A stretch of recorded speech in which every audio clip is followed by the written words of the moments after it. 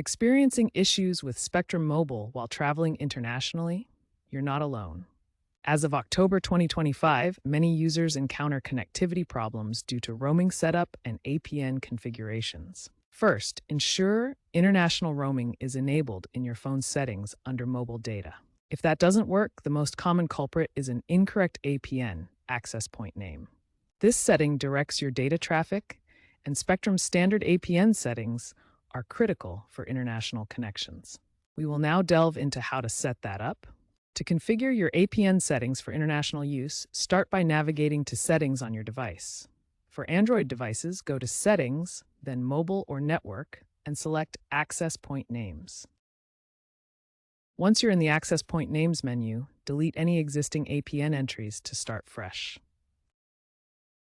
Now add a new APN entry with these specific Spectrum Mobile settings.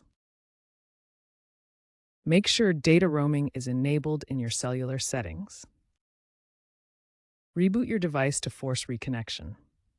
If problems persist, toggle airplane mode or manually select a roaming network under Network Operators.